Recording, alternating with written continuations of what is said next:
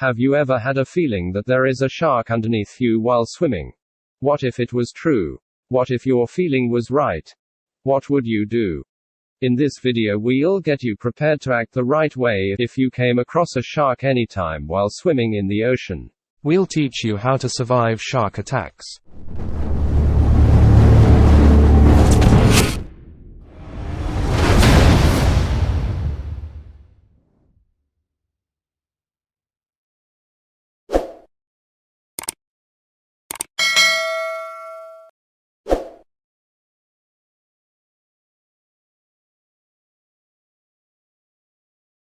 We should probably stop for a second and remember that sharks are a name describing over 500 species.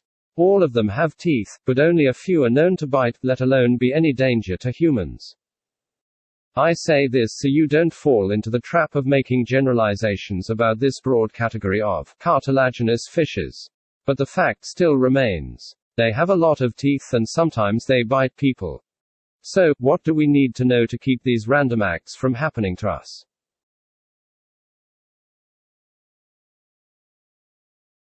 Have you ever heard people say, "We're not on the menu for sharks"? I have. As a marine biologist, I tell myself that every time I get in the water.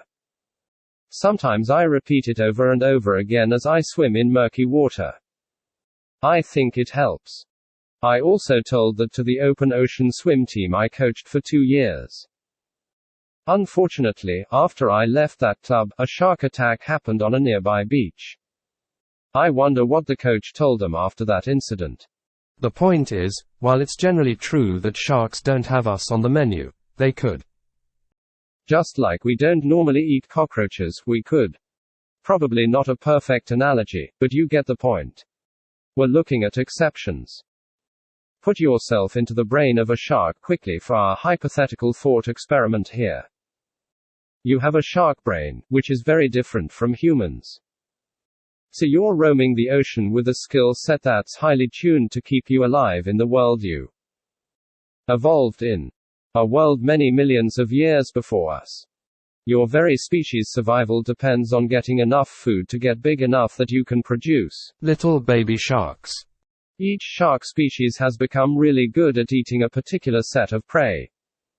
And their behavior is matched to finding and eating it. If we study their feeding and hunting behavior, we can reverse engineer our survival scenarios for each type of shark. Let's get to it with some general advice.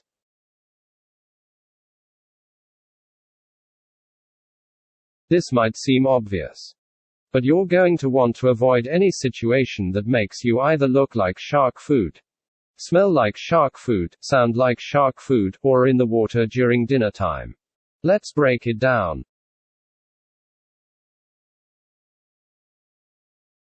Many of the sharks that bite humans are feeding at dusk or dawn, a time scientists call crepuscular. It's this tricky time when shark food has a harder time seeing the sharks coming. It's also a great time to catch that last wave of the day, so surfers beware.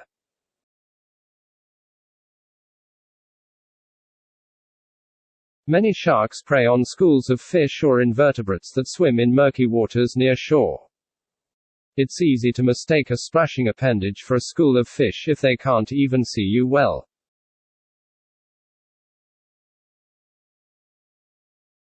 This goes for swimming around boats that are cleaning fish off fishing piers, and docks used for fishing.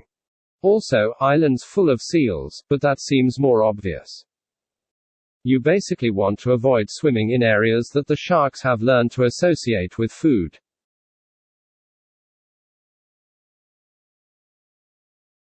I think the cookie-cutter shark would be the most feared shark in the sea if only humans bumped into them more often. It lives in the open ocean and feeds at night. That means almost no one runs into one. But if you are in the habit of swimming across the open ocean at night, make sure you pay very close attention here. Let me describe this tiny, yet ferocious shark for those that have never seen it. They look like big cigars with overly large eyes and a funny-looking cartoon mouth. Think of an eel with shark teeth. What makes these sharks really stand out is their unusual bite. It's a perfect circle. They've found these circular bites taken out of whales, large fish, and even nuclear submarines. Again, For humans, you don't need to worry much unless you're in the open ocean at night and look somewhat like a big fish. So far, we only have one well-documented bite incident. A swimmer was making an open ocean swim between islands in Hawaii as the sun set. He swam into a group of bioluminescent squid and felt something bite his chest. Then he felt another bite. He quickly jumped onto the support kayak to see that the holes in his chest were perfect circles. 4 inches across and almost an inch deep. Classic marks from the cookie-cutter shark.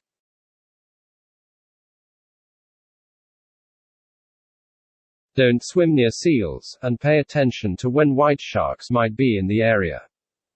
Old studies indicate that these sharks are attracted to bright colors. There is also plenty of anecdotal evidence that white sharks attack seals from below, and given that surfers kinda look like seals, that could put them at greater risk. Unfortunately, it's really hard to do rigorous scientific research on these topics. It's best just to avoid swimming in areas and at times where white sharks appear more frequently. In Cape Cod, for instance, you might not want to swim in the ocean from June to August. In Monterey Bay, they are most abundant in late summer and early fall.